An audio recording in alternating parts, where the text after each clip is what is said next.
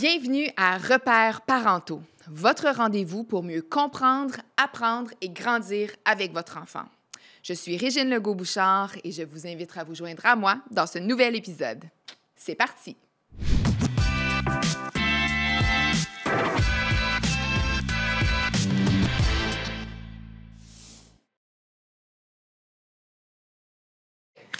Alors, bonjour mesdames. Aujourd'hui, on parle d'un sujet quand même assez intéressant, très pertinent, je pense, pour les parents d'aujourd'hui. Donc, construire une bonne estime de soi. Je suis accompagnée de 2 travailleuses sociales du Conseil des écoles publiques de l'Est de l'Ontario, donc Mélissa Anne. Bonjour madame. Bonjour. Comment ça va? Ça va super bien. Merci de me recevoir aujourd'hui. Tout le plaisir est pour nous.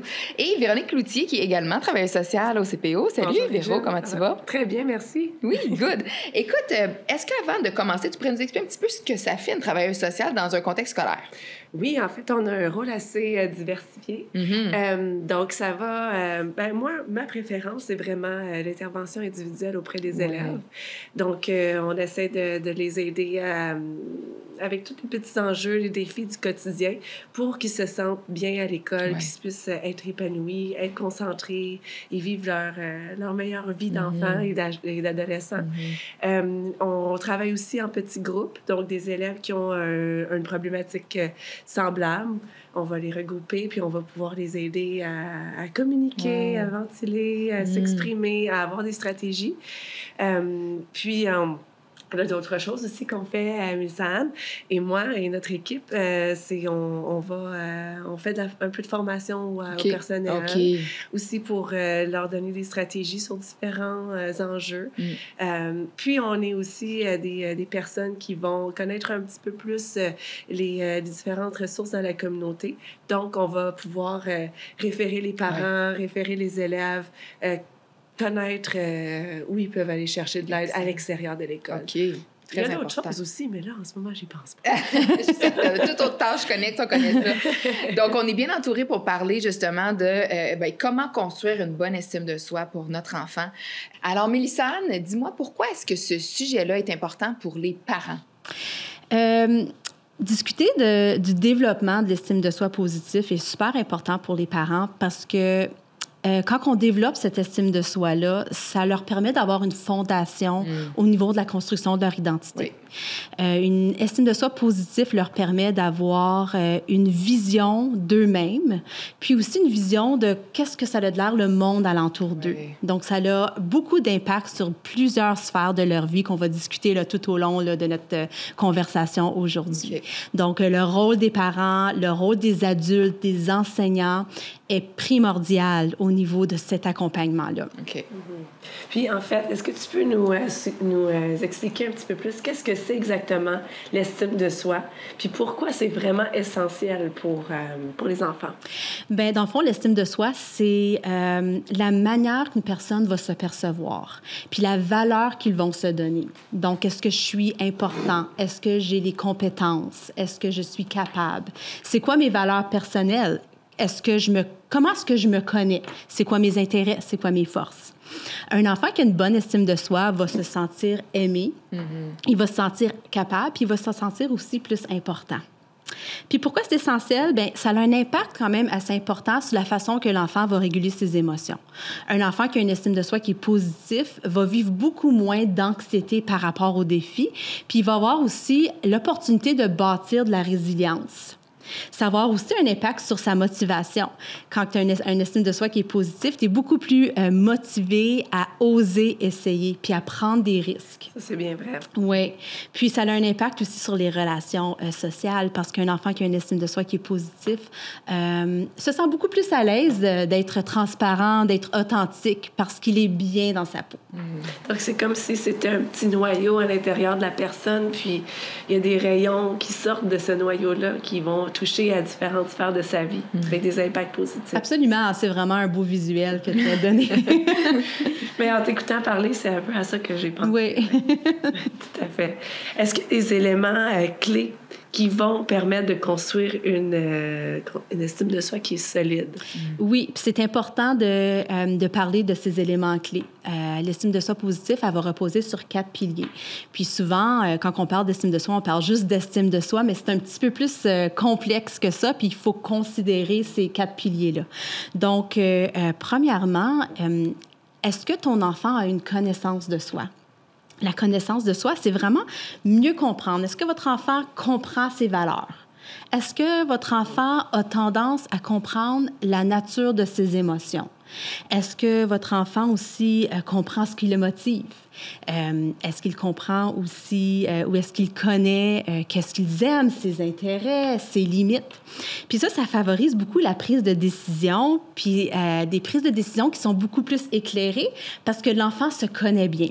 Puis ici aussi, ça va lui permettre aussi de vivre les défis de façon beaucoup plus sereine parce que il n'est pas en combat avec lui-même. Avec lui-même, c'est ça. Puis se dire, ben OK, sais-tu quoi? Je connais mes forces, je connais aussi mes défis. Puis c'est correct que j'ai des défis. Puis quand j'ai un défi, je connais les capacités que j'ai pour pouvoir passer à travers ces défis-là. Puis être capable de, dans le fond, me permettre de me développer de façon personnelle. Donc, la connaissance de soi est très, très, très importante. Après, il y a On dirait même que c'est la base, qu'il faut que l'enfant se connaisse avant de pouvoir aller vers les autres piliers. Oui, bien, je pourrais dire que c'est un processus, tu sais, qu'on peut commencer quand on parle de fondation, là. Oui, absolument, tu sais, que accompagner notre enfant dès un jeune âge à explorer ça va juste lui donner, dans le fond, là, des pions sur son côté, là, pour pouvoir être capable de s'épanouir aussi dans les autres piliers. Okay. Donc là, on parle de connaissance de soi, mais là aussi, il faut avoir le sentiment de confiance. Est-ce que j'ai confiance que je suis capable de faire les choses? J'ai confiance que j'ai les capacités puis les habiletés pour pouvoir atteindre les objectifs que je suis en train de me donner là, ou de me compléter. Est-ce que je suis capable de surmonter les obstacles qui viennent avec ces objectifs-là? Puis ça ici, ça va vraiment aider l'enfant à être enclin à prendre des risques qui sont beaucoup plus calculés parce qu'il y a confiance qu'il va être capable de le faire. Puis aussi, ça va lui permettre de persévérer malgré l'échec parce qu'en ayant cette confiance-là, ça va lui permettre de dire, bien, malgré l'échec, ça ne me définit pas dans mon entièreté. Tu dissocies un petit peu des actions, dans le fond, parce oui. que tu es capable de faire la part des choses. Oui, c'est ça, exactement. Et même, j'ai peut-être appris même de cette erreur-là. Exactement. Puis, je suis devenue meilleure grâce à cette exactement erreur. Ça. Puis que les efforts portent fruit. Puis que des fois, quand je travaille fort, puis même si j'ai des défis, j'ai des résultats parce que j'avais confiance que j'étais capable de les faire. Okay. Donc là, on parlait de la connaissance de soi, on parle de la confiance, le sentiment de confiance.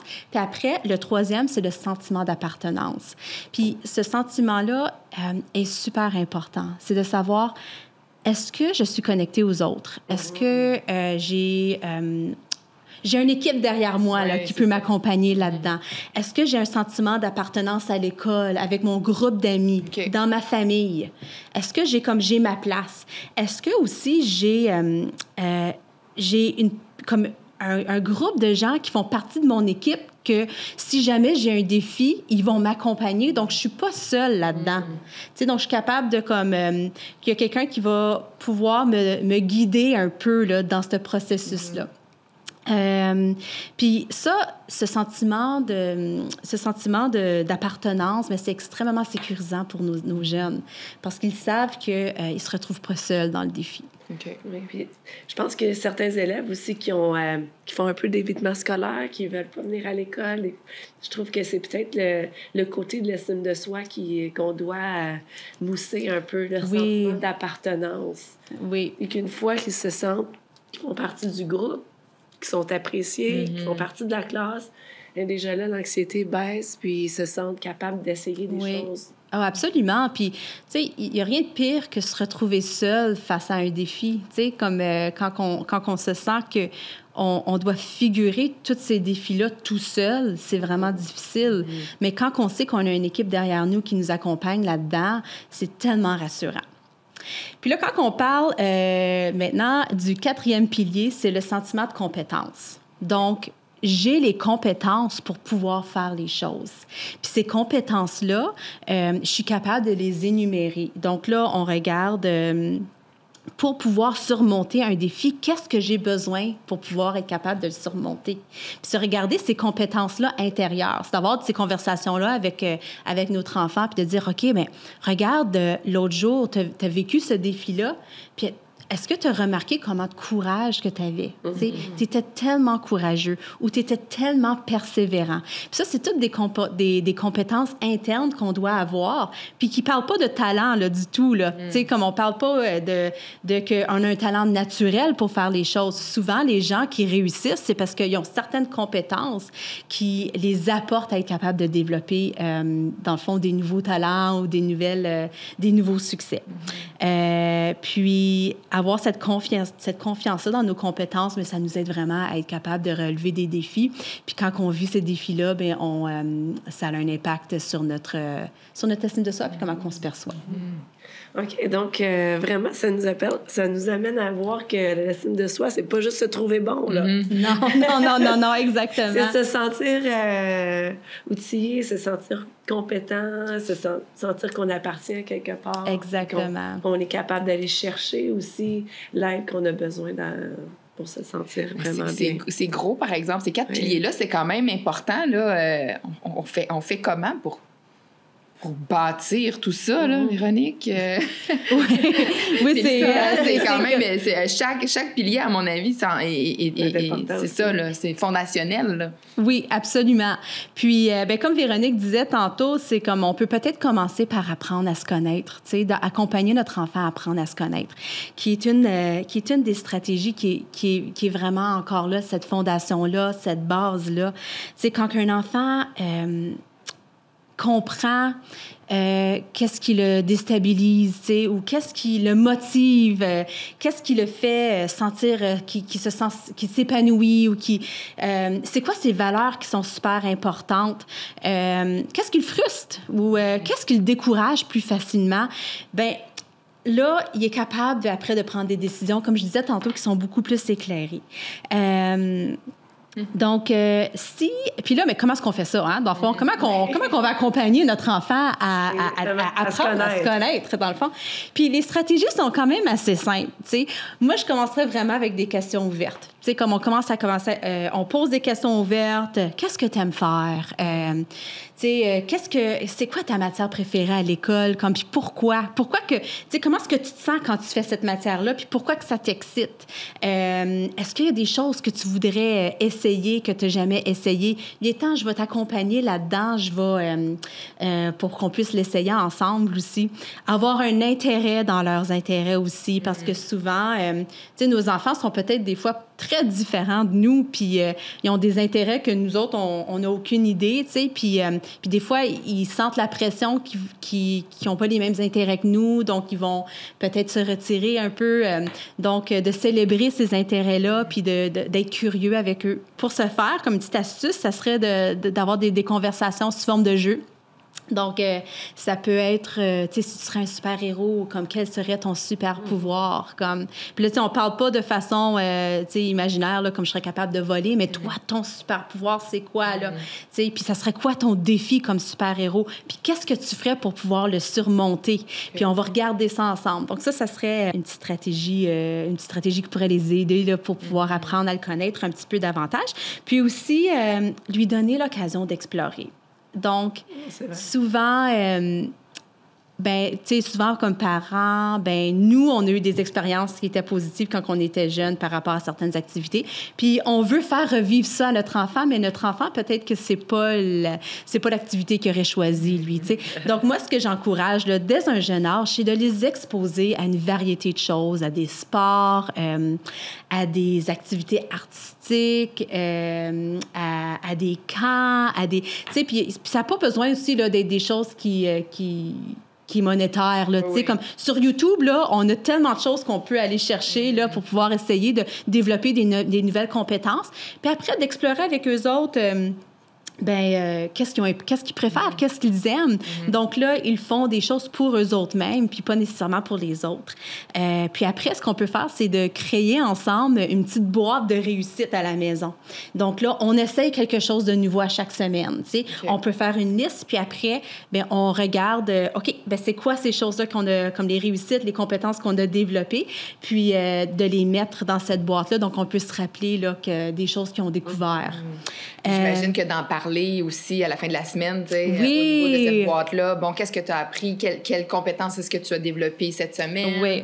Puis ça force à l'enfant, dans le fond, à savoir quelles compétences il a développées, puis ses forces, justement, donc, dans l'apprentissage de soi. Oui, okay, puis au niveau des intérêts aussi. Oui. Puis... une autre chose qui est super importante, c'est d'aider votre enfant à reconnaître c'est quoi leurs forces et leurs défis. Puis que c'est correct, puis il y a de la place pour les deux. Puis de regarder comme, OK, puis quand on remarque qu'il y a des forces, qu'il y a une force qui est, tu sais, des forces intérieures, qu'on les mentionne aussi avec eux autres, puis on dit, wow, comme encore là, c'était vraiment courageux ce que tu as fait, tu t'es affirmée, tu es vraiment bonne, ou tu as beaucoup d'empathie, c'est vraiment une belle force, ça. Puis comment est-ce que ça peut t'être utile, être empathique, tu sais, dans le futur? Puis comment est-ce que tu peux l'utiliser? Puis, une astuce qu'on peut faire, des fois, c'est de faire des bricolages avec nos enfants, puis de faire une fleur de force. Puis là, avec chaque pétale, on écrit des forces, tu sais, sur les pétales, puis on peut l'afficher sur le réfrigérateur. Donc là, on peut les regarder. Puis ça, là, c'est toutes des belles stratégies pour les parents aussi, parce que quand que l'enfant va faire face à un défi, puis qu'on va avoir besoin d'avoir des conversations par rapport à ces défis-là, puis qu'il y a un petit peu plus de difficulté au niveau de l'estime de soi, mais nous autres, on va avoir accès là, à toutes ces belles forces. Parce que des fois, on est placé sur le spot, là, puis on est comme, il faut qu'on pense rapidement. Mais là, on a toutes ces forces-là là, avec nous autres qu'on pourra pouvoir, dans le fond, là, valoriser là, tout au long. Puis pas seulement quand ils ont un défi, mais à tous les jours. Puis de toujours remarquer, de verbaliser là, ces forces-là. Puis pour les défis, on normalise qu'il y a un défi, puis quelles compétences qu'on doit avoir pour pouvoir surmonter ces défis-là. Puis j'imagine aussi d'apprendre de ses erreurs. Comme tu disais tantôt, Véronique, ça doit faire partie de la croissance puis du développement d'estime de soi. Là. Oui, absolument. Puis de ne pas se laisser se définir par les erreurs. Oui. Puis plus qu'on a une estime de soi, moins qu'on va se définir par nos erreurs, puis qu'on voit qu'on est tous des humains imparfaits avec des forces puis des défis. Oui. Mais on parle d'erreurs, puis ça me fait penser aussi que beaucoup d'élèves ou jeunes vont se comparer aux autres. Oui. Et on entend beaucoup ça, là, dans « OK, lui, il est meilleur que moi au soccer » ou « Elle a fait des meilleurs dessins que les miens ». Meilleure note. Même entre frères et sœurs, des fois. Qu'est-ce qu'on fait comme parents quand on entend notre enfant se comparer aux autres? Bien, tu sais, c'est important aussi de regarder comme d'où vient cette source-là aussi, hein? Tu sais, de comparer avec les autres. Est-ce que ça vient de qu'est-ce qu'on fait à la maison? Est-ce que des fois, on a des comportements à la maison aussi, comme indirects? Ah oui, comme le parent qui va dire ton frère... il est bon en maths. Exactement. Puis des fois, ça peut être très subtil, les petits commentaires. Puis les enfants sont sensibles, puis ils les voient, ces commentaires-là. Puis c'est aussi souvent la position de l'enfant dans la famille. Hein? Des fois, quand il y a la fratrie aussi...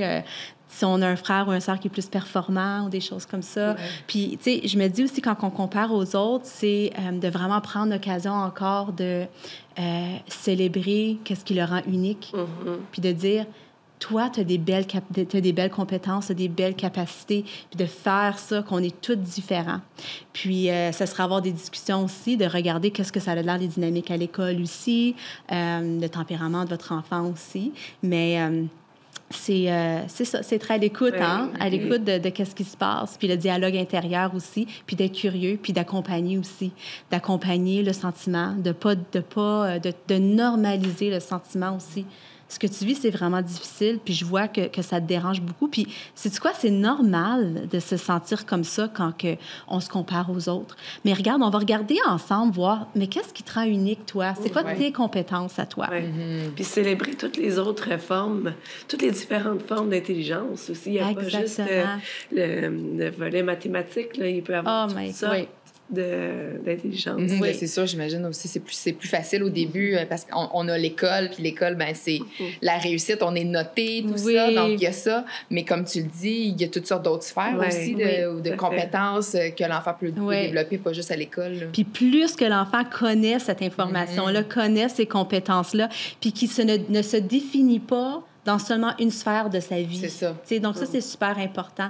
Si votre enfant a de la difficulté à l'école, mais l'école, c'est une sphère de la vie. Il y a d'autres compétences qu'on peut trouver, d'autres talents, d'autres qualités.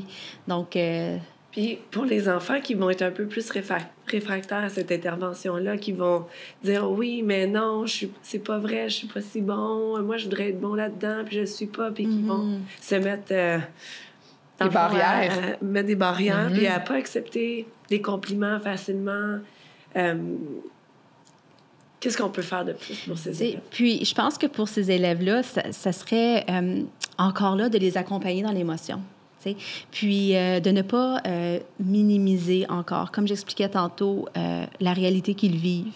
Parce que ça, c'est leur réalité. Puis peut-être qu'on a des enfants qui ont une tendance à avoir un peu plus de rigidité, dans la façon de percevoir les choses. Je mettrais beaucoup d'accent de façon régulière et de beaucoup de constance dans mes interventions au niveau du développement des 4 piliers aussi. Puis au niveau des connaissances, puis célébrer toutes ces belles choses qui rendent votre enfant unique. Puis, tu sais, sur le coup, au niveau de l'intervention, mais on peut, tu sais, faire un retour sur toutes ces belles choses-là qui les rend uniques. Mais c'est une intervention qui est pas seulement à sens unique, hein, c'est une intervention qui persiste dans le temps aussi.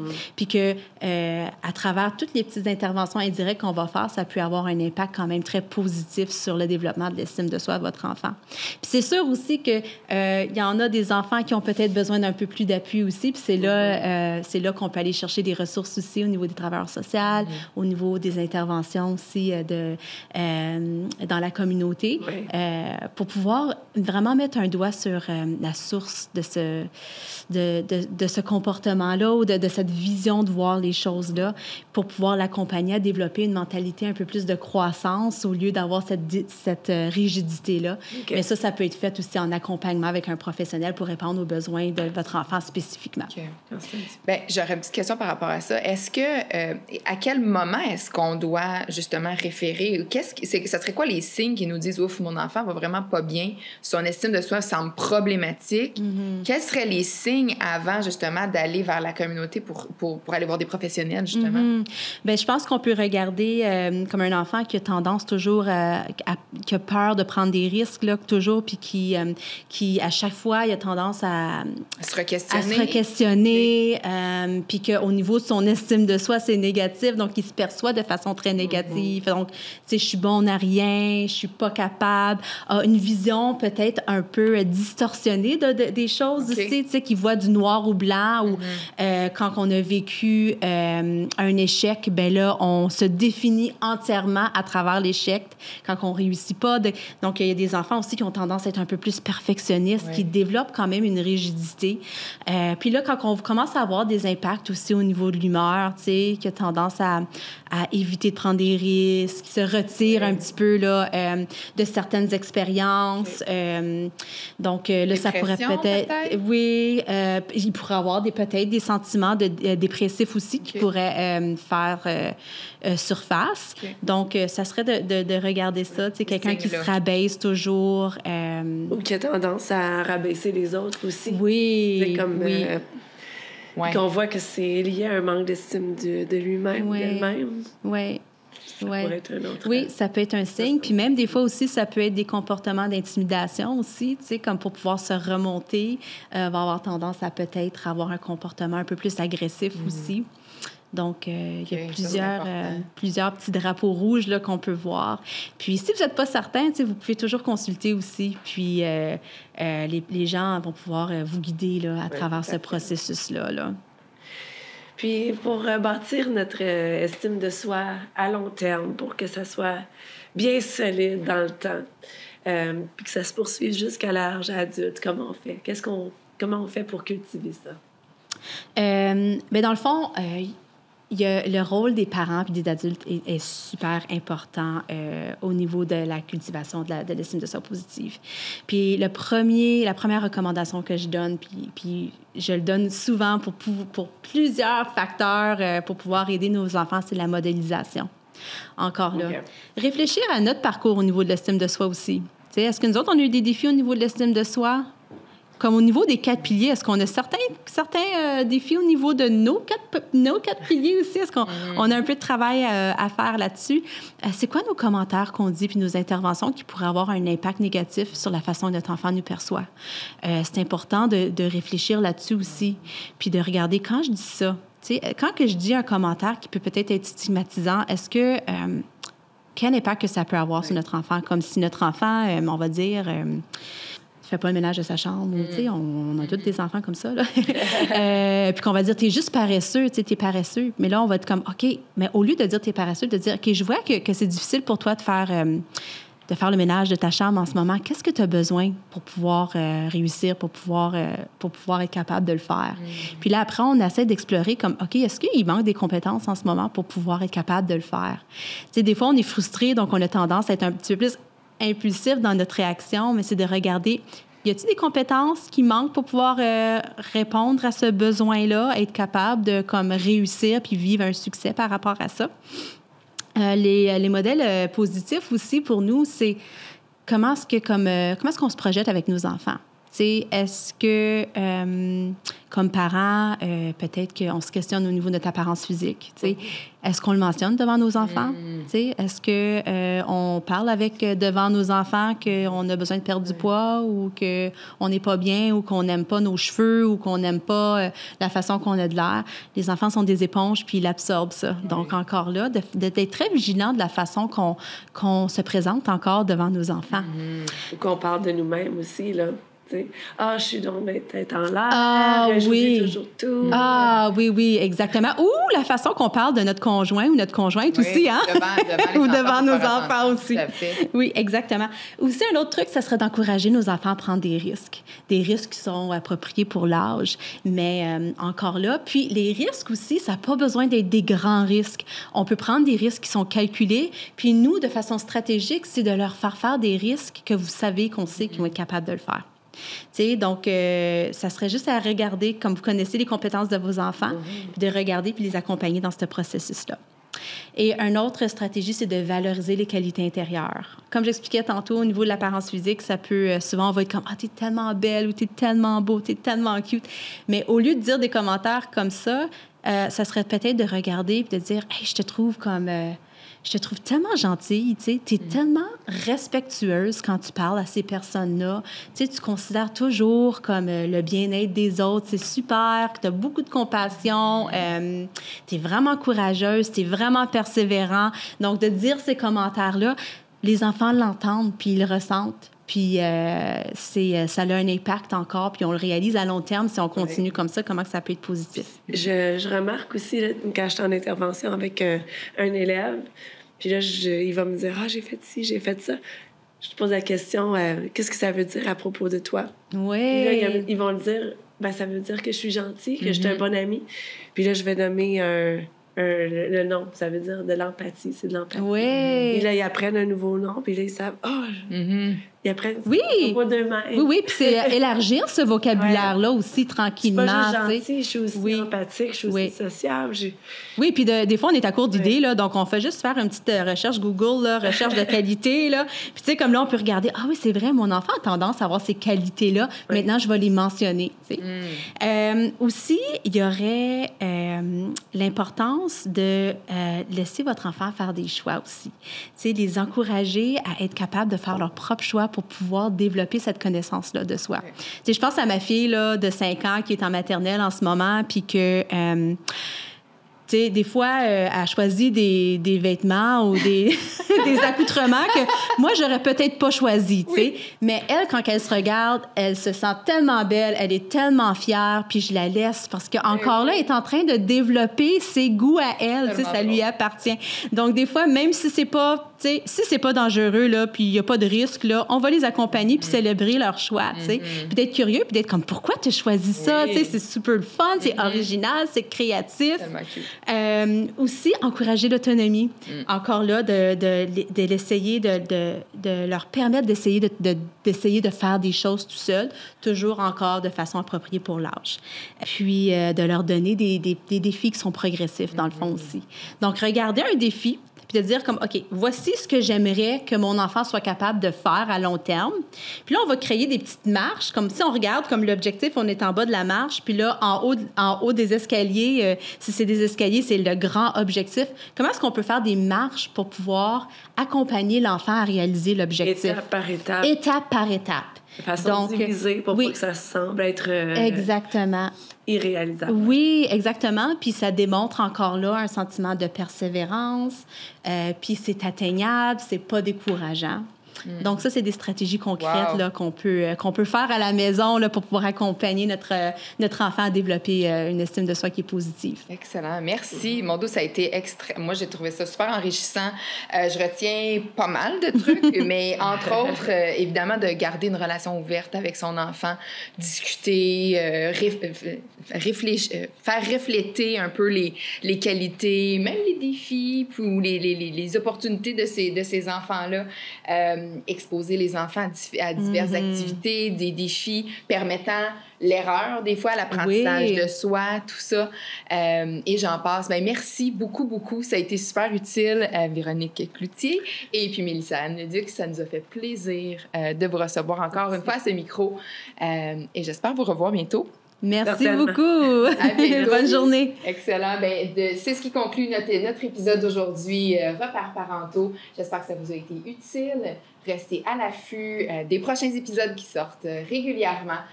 N'hésitez pas à nous envoyer des petits messages pour nous suggérer d'autres sujets qui vous tiennent à cœur. Entre-temps, je vous souhaite une belle fin de journée. À bientôt.